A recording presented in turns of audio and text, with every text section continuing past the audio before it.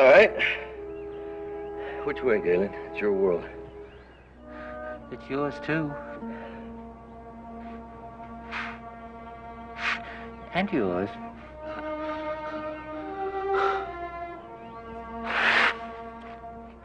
All right. Let's just start walking.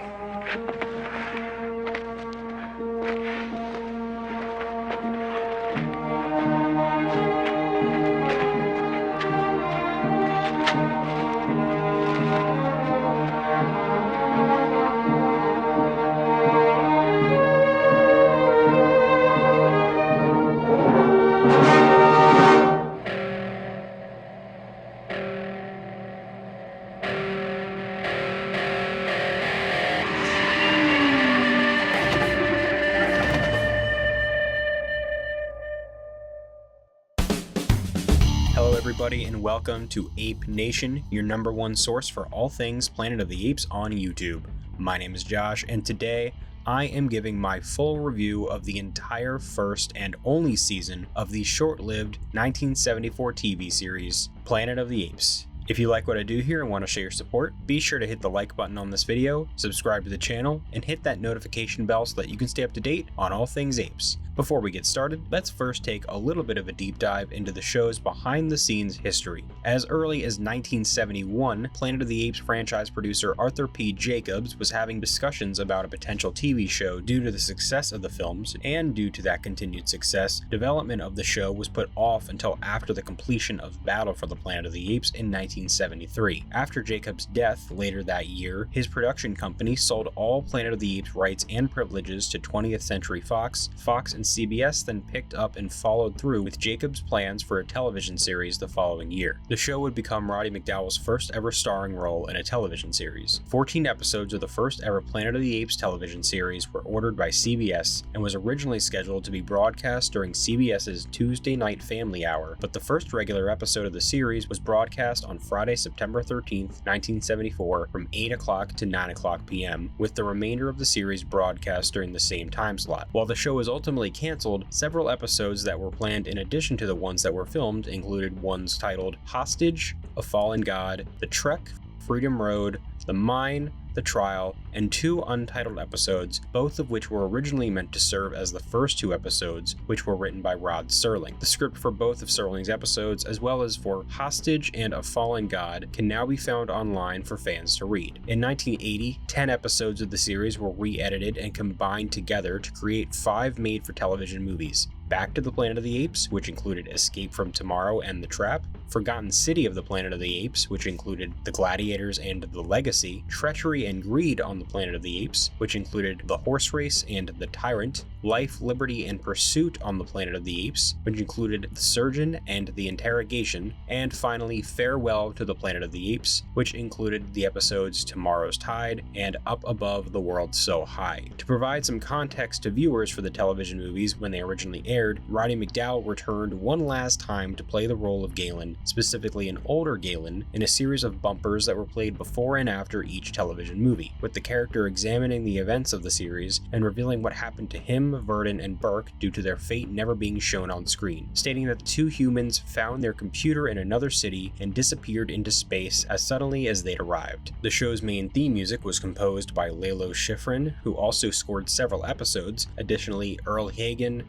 Richard LaSalle, and even the show's music supervisor, Lionel Newman, all had a hand in composing the musical score for the show, with each composer handling different episodes. The series was primarily filmed on location at Malibu Creek State Park in Los Angeles, California, with a budget of about $250,000 per episode. The series had its U.S. television premiere on September 13th, 1974, but was ultimately canceled after half a season due to poor ratings, which has since been linked primarily to having too much direct competition from NBC's Sanford and Son and Chico and the Man. Only 13 of its 14 episodes were broadcast, with episode 13, The Liberators, never being aired during its original run, and the show's final broadcast aired on December 20th, 1974. All 14 episodes of the show were later included in the DVD box set that was released in 2006. So as for my first experience with this show, and really just my entire experience with this television show, the first time I ever discovered Planet of the Apes, the series, was pretty soon after watching the movies for the first time. And for those who don't know, the first time I ever saw the movies was when they were being broadcast on the Turner Classic Movie Channel back in, I believe, 2008 for the 50-year anniversary. And I was about 14 or 15 years old at the time. And during that same time, they were also showing what I didn't realize at the time, but what I realized later, were the edited for TV movies, all the episodes that had been combined into the 5 movies made for television. They were airing those, not the actual singular episodes. And so this was back when people still DVR'd stuff on cable. So I DVR'd all these 5 TV movies because I thought, oh, more Planet of the Apes movies, I gotta watch those. And so I got around to watching, I think, 2, maybe 3 of them, but the rest had eventually been deleted off the DVR by my sister because we had gotten into a fight that I probably started, but that is neither here nor there. But I did enjoy what I saw, or at least I remembered enjoying what I saw. But at the time, I just didn't realize they were TV episodes edited together into a movie. I just assumed they were some kind of spin-off movies or something like that. I really didn't understand. But what I really remembered most was just loving Roddy McDowall in them, and I just loved that I got to see more of him because he was, of course, one of, if not my favorite things about the original Planet of the Apes movies. And just getting to see more of him dressing up and playing an ape was a highlight for me, so I loved getting to see that. And I think it was just a lot of fun to watch, getting to explore these new aspects of the world and getting introduced to these new characters, Virdon and Burke. And that was honestly the only time I'd ever seen the show. I have never gone back to it since then. I've never gone back to finish it. And up until this year's watch through, where I've been reviewing every single episode of the show, which, side note, if you have not checked them out already, I have reviews for all 14 individual episodes of the show on the channel. You can check them out in this playlist right here. But like I said, up until going back and watching all those episodes, it is the only time I'd ever gone to see it. So watching through this is my actual first time really watching the show all the way through. And I gotta say, I have mixed thoughts on the show, but overall, I really enjoy it. I think it's a lot of fun. There's some issues I have with it. I think there's some wasted potential, and I think it's too formulaic for its own good. And it has a handful of issues that I'm gonna get into in a bit. But overall, it's a fun series. It gives you more of the world that you want to see. It gives you a lot more Roddy McDowall in this universe. It introduces some fun new characters, some of which are the main characters, some of which are people who show up for only an episode or 2. But I think at the end of the day, it's a really enjoyable series. And I think if you love the original movies and have never given the show a shot, I'd recommend checking it out. And now I want to get a little bit more into why. After their spaceship is inexplicably sent forwards in time, 2 astronauts named Virdon and Burke crash land on what appears to be a strange planet, only to quickly discover that they are back on Earth, now in the year 3085, where the world is now ruled by apes. Upon being captured by a gorilla general named Urko, and soon after being helped by a chimpanzee named Galen, together the newly formed trio must embark on a journey in search of a way to get the 2 astronauts back home. So, starting things off with the cast and the characters of the Planet of the Apes TV show, of course I'm going to start with what is, I think, not just the best character and actor in the show, but probably just my favorite part of the entire show as a whole, and that would be Roddy McDowall as Galen. I think this is a character who shines in nearly every single scene he is in. He brings just as much vibrant personality and energy to the show as he did in the movies. I think Roddy McDowall is just effortlessly charming. He is so much fun, and he successfully plays a third ape character that is very different from both Cornelius and Caesar, who he played in the movies. And also just Galen as a character is someone who is really lovable, he's really fun, and he's so easy to latch onto for you as a viewer. He's just wise enough to be someone who's very smart, but he's also curious enough to feel much more grounded than someone like Cornelius. And something I really love about him throughout the show is seeing him learn more about and becoming more and more accepting of humans throughout this entire story. I think it's probably one of the highlights of the show. It's one of the highlights of him as a character, and it's part of what I love so much about him. He is easily my favorite part of this show, and honestly, my biggest letdown of this entire series is that we don't get more of Roddy McDowall as this character. Next up is the character of Alan Virdon, played by Ron Harper, and I thought that Harper gave a really solid, enjoyable performance throughout the entire show. What I liked about his performance a lot was that he really did a great job embodying Virdon's really gruff, but also kind and sweethearted, under under the surface personality. And I think the character has a handful of really standout episodes, specifically The Good Seeds and Tomorrow's Tide. I think those two episodes really give the character of Virdon a chance to shine. That all being said, unfortunately, he doesn't get nearly enough to do throughout the series as a whole, and there isn't quite enough time spent with the character to really get to know him as much as I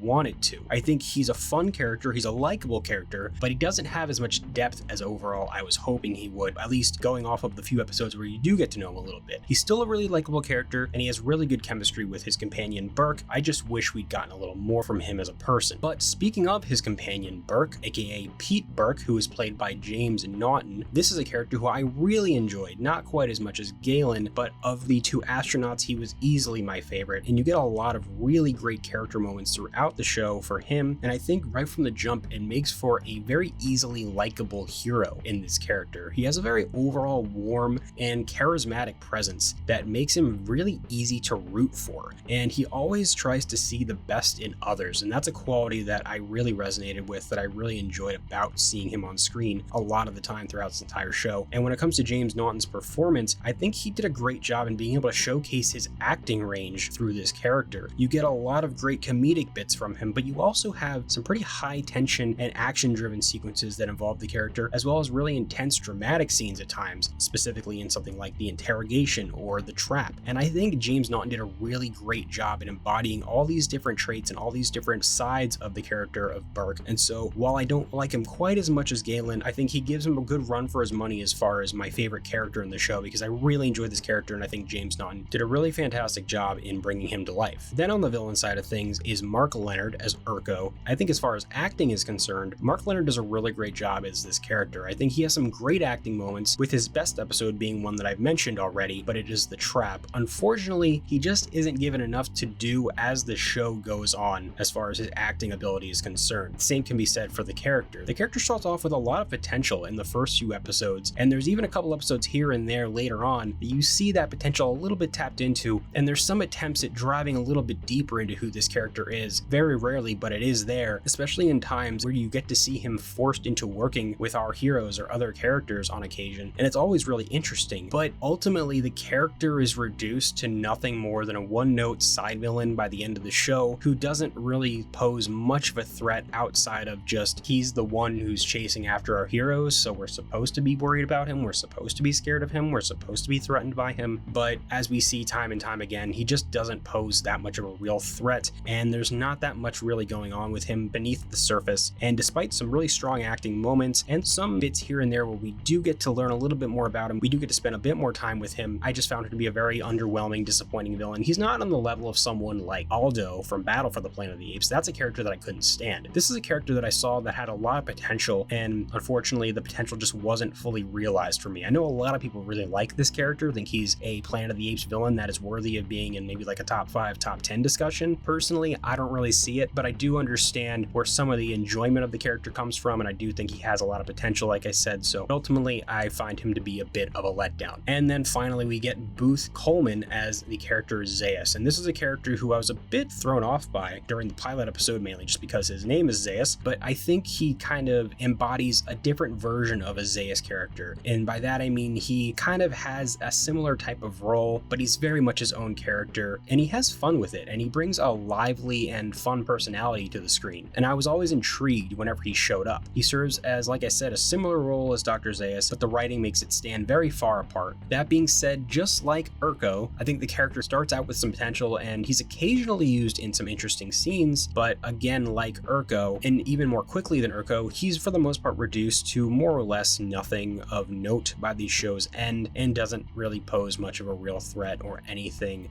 that is of any real relevance to the story going on. He is an enjoyable character when he's there for the most part, but I expected a lot more of him. Maybe I shouldn't have expected as much as I did, but I expected a bit more of him going into this show, especially as he was touted as a prominent character, so I wasn't thrilled by him. I didn't hate him, I didn't dislike him, but I was just overall underwhelmed. And then there are a handful of other characters and actors that I wanted to shout out. I didn't want to go too in depth with them. If you want my full thoughts on some of these characters, you can check out the episode that they're from, but a couple I really wanted to talk about real quick is Aboro, who is played by Percy Rodriguez from the episode The Tyrant. This is a character who I thought was a lot of fun and a really menacing, memorable villain. You also have Kira, who was played by Jacqueline Scott. got from the episode The Surgeon. This is one of my favorite characters to come out of the entire show. I loved this character. I loved this performance. She is so charismatic. She had a great dynamic with Galen. She is such a interesting and enjoyable character. You also have Wanda, played by Beverly Garland from the episode The Interrogation. This is one of the best villains that came out of the show. I think both her and Aboro are probably the two best villains in the entire series. Much better than Urko in my opinion. I also really liked Carcia from the final episode, Up Above the World So High. She's played by Joanna Barnes, and this is another character who I found to be really charismatic and has a great dynamic with Galen and Roddy McDowell, and I really enjoyed those two together. And then finally a character who, if you'd asked me at the beginning of the series, would I be shouting him out, I would probably say no, but when he showed up again in another episode, I really enjoyed him and I ultimately was wanting to see even more of him, and that would be Prefect Barlow, played by John Hoyt. I really like this character. I think he's a lot of fun. I think he's really memorable, and had the show continued, I would have loved to see him become a recurring character. He has a very vibrant personality, and I think he brought a lot of entertainment and joy anytime he showed up on screen, specifically in the second episode he shows up in, which is the horse race, the first episode being the gladiators. So those are some of the one-off characters that show up throughout the show that I wanted to shout out, and how I felt about the acting and characters as a whole. Moving on to the storytelling in this show, and this is a little more complicated to do than when I was doing the movies, because this show follows a more singular episodic format of storytelling similar to Saturday morning cartoons or sitcoms, which was the common TV format of the era that this show was coming out in the 1970s. There's not really an overarching narrative aside from the two astronauts' goal of wanting to get home, so the stories vary by episode. I wasn't really prepared for that going in, so I had to readjust my expectations as I got further into the show and was able to enjoy it on that basis. That all said, I do think the storytelling in most of the episodes is fairly formulaic. It takes classic TV concepts and tropes, and for the most part just kind of copy and paste them into the Planet of the Apes world, but sometimes the stories are made to feel fresh and have something different or unique going for them. Again, like something like The Trap, when Urko and Burke are stuck together and are forced to get their way out. The stuff involving Urko discovering human history, stuff like that adds to it, makes it feel a bit fresh. And occasionally, once or twice, these episodes even feel a bit bigger than some of the others, specifically something like The Deception, which I said in my review of that episode felt like it could have been stretched out into an entire movie in itself. But on the other side of the coin, that formulaic style oftentimes all ultimately leads in the same direction by the end. There's a problem that needs to be solved. Virdon and Burke somehow magically know how to fix it because they're the smartest people in the world and know how to do everything that could ever be required of them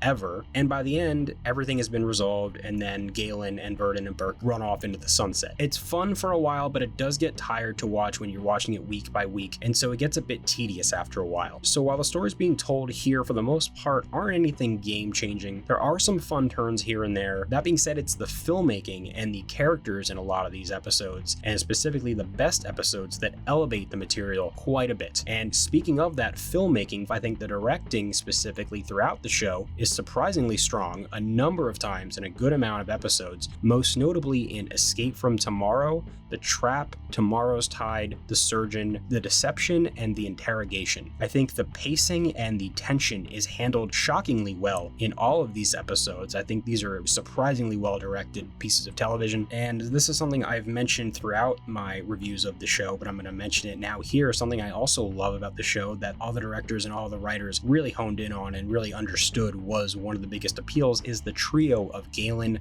Virdon, and Burke, and I just wish they had been given more time together. That said, they still got a fair amount of episodes doing so, and I just really enjoyed the three of them together, getting to work together, getting to banter together. Anything that involved these three characters just talking or figuring something out, I could not get enough of. It was one of the highlights of the show for me. As far as the lower budget is concerned, because this is a lower budgeted show, at least compared to what the movies were doing, it unfortunately does hurt the production value at times, but it also helps the show have its own kind of aesthetic identity, and in a way it also forces the filmmakers to go for a more grounded approach to the way things are shot as opposed to the films, especially the original 1968 film. And this is most noticeable and impressive during the show's action sequences, which to me a lot of the time felt much less operatic and much more low-key and tension focused than the original 1968 movie and even some of the sequels. I think the action action scenes and a lot of the more tension-driven scenes were very grounded, and the way they were shot feel like almost something out of a 1970s action thriller at times. And that was something I noted in one of the episodes specifically, but it's something that it kind of flirted with occasionally throughout a handful of other episodes. And then there's also some really surprisingly compelling and clever dialogue, which is almost always coming from the character of Galen more often than not, and that just continues the depth of what the movies were aiming for. And I also think that the show does a great job in utilizing that 45-minute cable runtime very effectively for the most part. There are a handful of episodes that are a bit rushed or feel like they're missing something that could have been longer, specifically an episode like The Deception or The Tyrant, but I do think that they managed to do a very good job in most episodes in telling their stories in a way that was compelling without feeling rushed for time. And then when it comes to the world building of this show, this is something that I was actually very impressed with,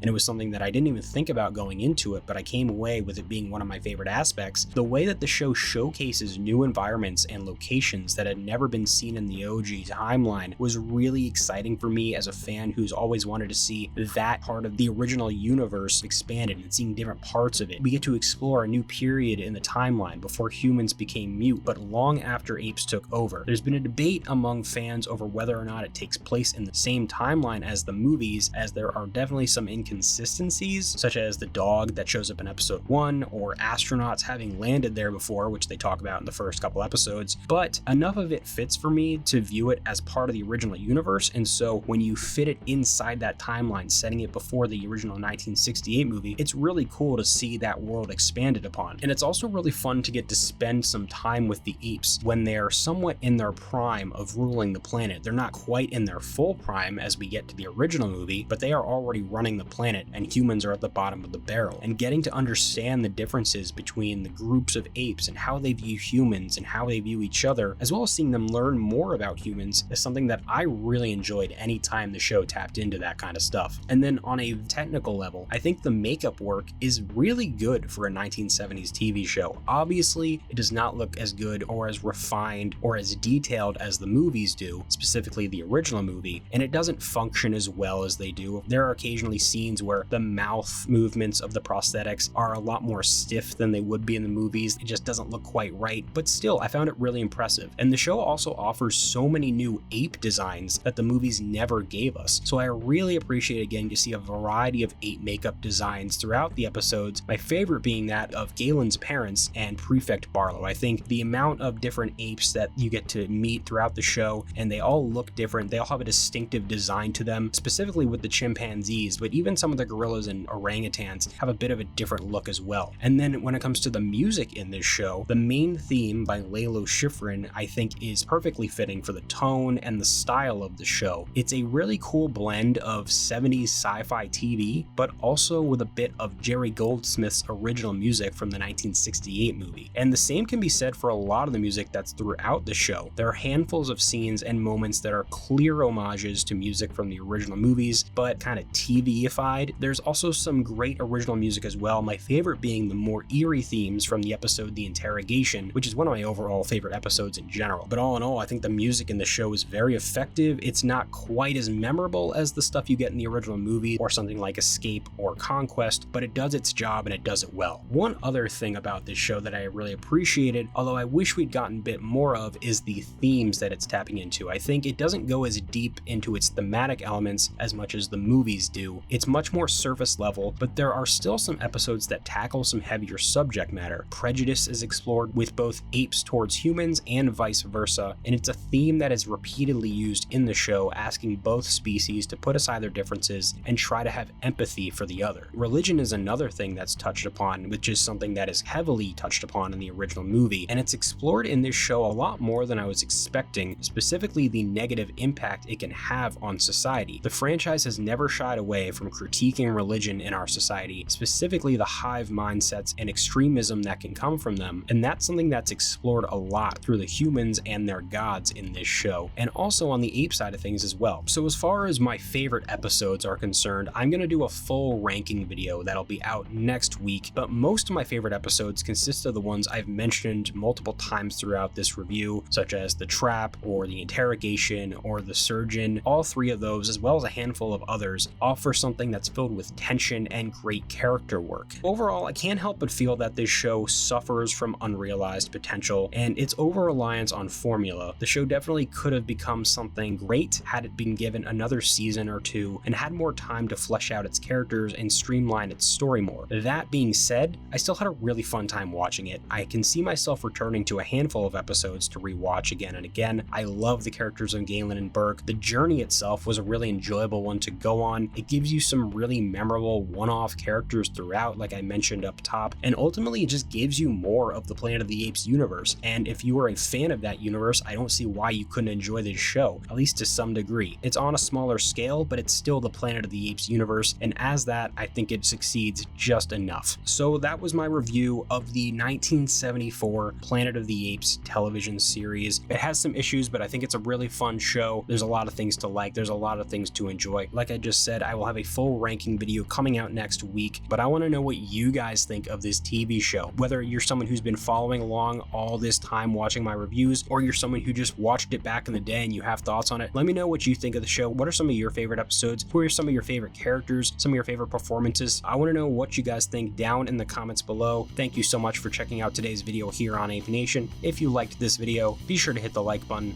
subscribe to the channel, and hit that notification bell so that you can stay up to date on all things apes. I'll catch you in the next one, so until then, goodbye.